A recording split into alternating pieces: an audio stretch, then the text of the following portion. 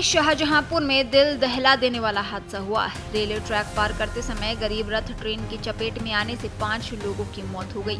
टक्कर इतनी जबरदस्त थी कि इंजन का प्रेशर पाइप फट गया। करीब 45 मिनट तक रेल यातायात पूरी तरह ठप रहा। बरेली बनारस एक्सप्रेस और मुगलसराय एक्सप्रेस जैसी ट्रेनें जहां की तहां खड़ी रही।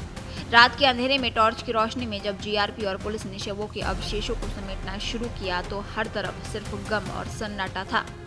दरअसल खीरी के उचौलिया थाना क्षेत्र के बनका गांव का 26 साल का हरिओम सैनी अपने साढ़ू सेठपाल, साली पूजा, 4 वर्षीय भांजी निधि और 1.5 साल के भांजी आर्यांश के साथ एक ही बाइक से निगोही क्षेत्र के विक्रमपुर चकौरा से अपने पैतृक गांव बनका जा रहे थे।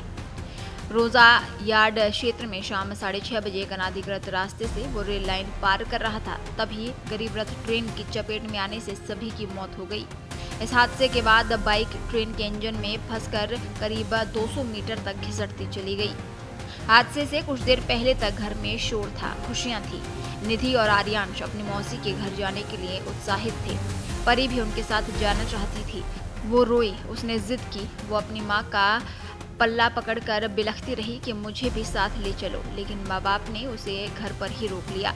उसे बहलाने के लिए एक छोटा सा वादा किया, तुम घर पर रुको, आएंगे तो तुम्हारे लिए चीज लाएंगे।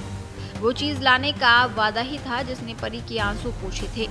वो घर की चौखट पर इसी उम्मीद से बैठी थी कि शाम को जब पापा लौटेंगे तो उनके हाथ में उसके लिए उसकी पसंद का कोई सामान होगा।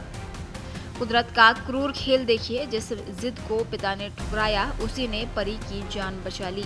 लेकिन अब इस 8 साल की बच्ची के सामने वो पहाड़ जैसा दुख है जिसे वो ठीक से समझ भी नहीं पा रही।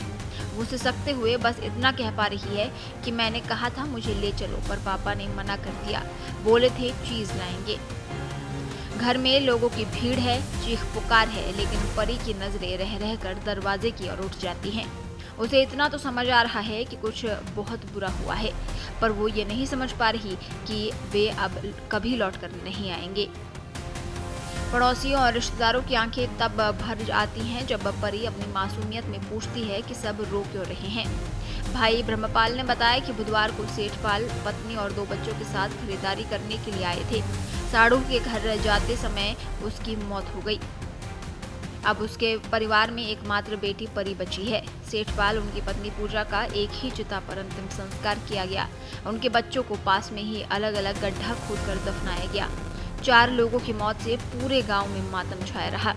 गलियों में सन्नाटा पसरा रहने के साथ ही घरों में चूल्हे भी नहीं जले। इस बीच विधायक, पूर्व विधायक और एडीएम ने पहुंचकर सांत्वना दी। सुबह होते ही गांव के लोग उनके घरों में शोक संवेदना व्यक्त करने पहुंचने लगे। गांव में 4 लोगों की मौत के बाद मातम छाया रहा।